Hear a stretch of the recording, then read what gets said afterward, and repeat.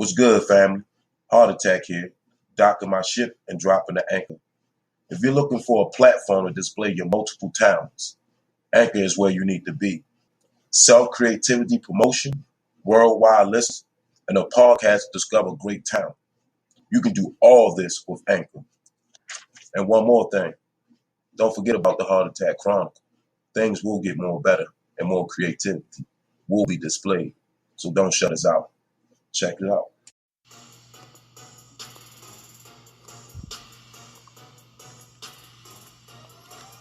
Good day, everybody. I'm Heart Attack, and you're listening to the Heart Attack Chronicles. I'm so excited to share with you my short story, 410 Boyz.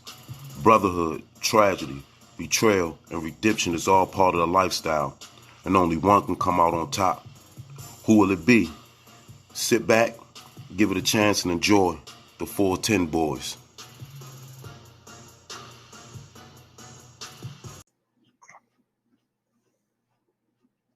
The 410 Boyz by Heart Attack. Episode 1, Days Go By. It was early in the morning, and the neighborhood was quiet. Shepard Lee was looking out his window. There was little sun, more cold air than anything. He could hear police sirens nearby. He knew he heard gunshots earlier, but wasn't sure.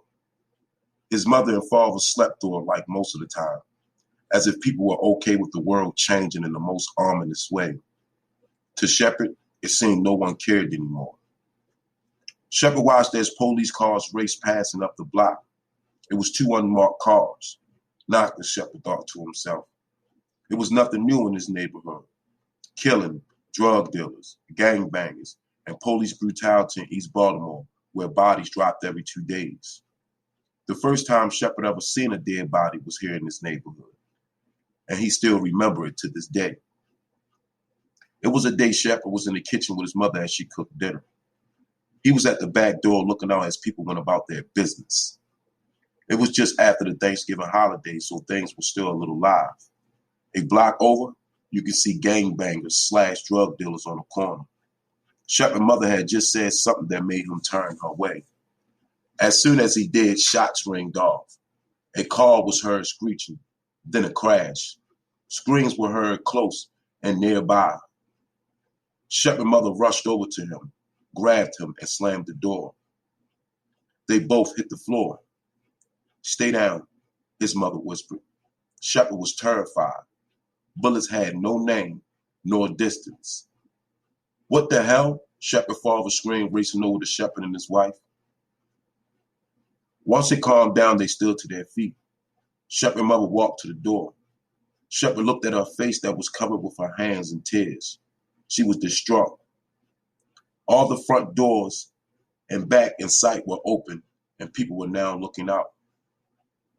While Shepard's mother and his father looked out the back door, he raced to the front. When he opened it, it was his friend Tony. Tony, aka Two Tones, got his name not from carry guns, but from his two-tone skin. Tony had a skin deficiency. "Yo, look at this shit," he cursed, backing down the steps. "Yo, watch your mouth. My mother in here," Shepard retorted. Looking over Shepard's shoulders, Two Tones said nervously, "Come on before the police come. They're close by." When Shepard and Two Tones turned the corner, the mass of people that was there was not there when he was at the back door.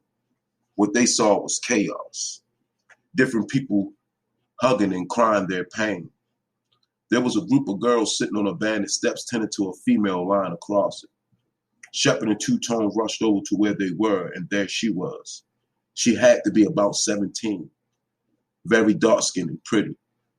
Her hair was in braids that fell down to her side, and she had a gunshot wound to her shoulder. Blood covered her shoes and clothes.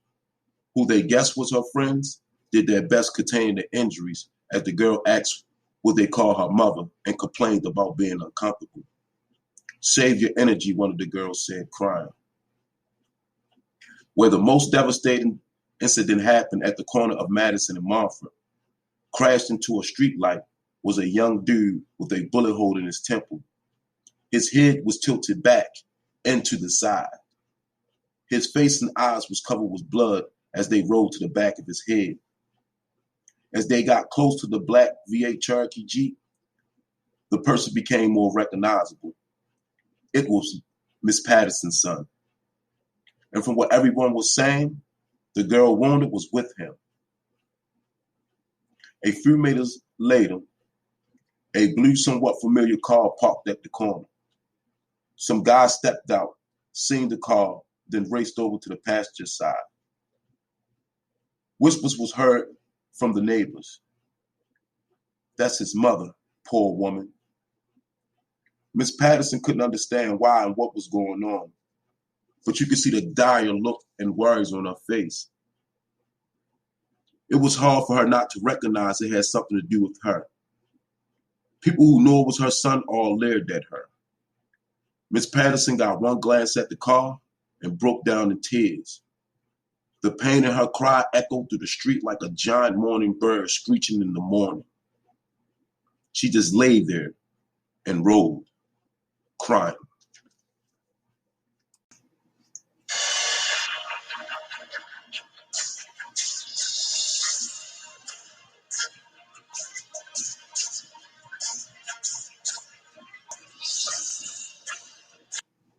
Good evening.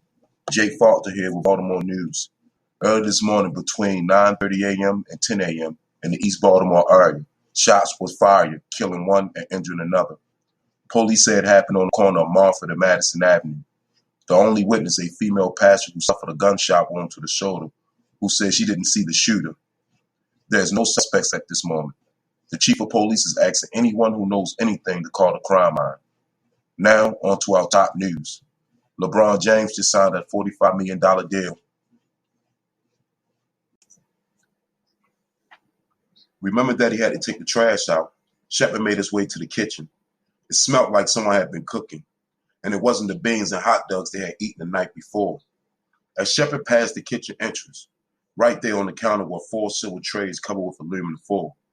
He was pissed. What the he thought. Fed a nigga pork and beans and hot dogs. This better be for tonight, dinner, he mumbled. It was a Sunday night, too. His mother usually cooked when she came home from church, but she didn't last night. She came straight home and took a nap. Now he know why. While Shepard readied the trash to be taken out, he could hear someone walking upstairs. He looked at the kitchen clock that read 9 a.m. It was his father getting up for work.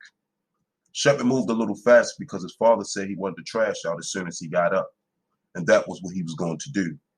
Pop wasn't no one to play with, a well-respected man in the community.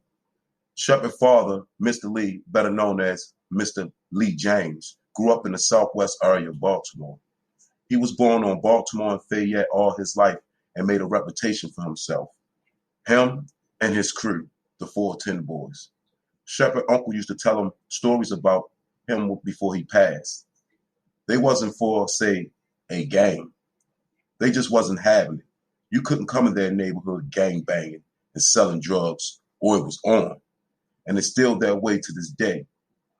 When things got a little rough in the neighborhood, Shepard's father is who they'll call.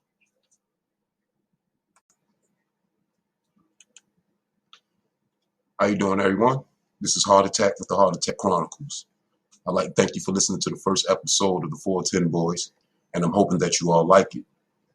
This is my first time doing this, and I'm hoping you people continue listening to it, give your comments, share, and try to connect. I'm also looking to help other poets, writers, rappers, singers, anyone with talent. I'm trying to do a few interviews if people want to do some interviews too. I have a website that you can check out. It's the Heart Attack Chronicles. It's www.theheartattackchronicle.com. You can also check me out on Facebook at the Heart Attack Chronicles. Twitter, Heart Attack 1983. Thank you for listening, and please leave comments. Have a good day.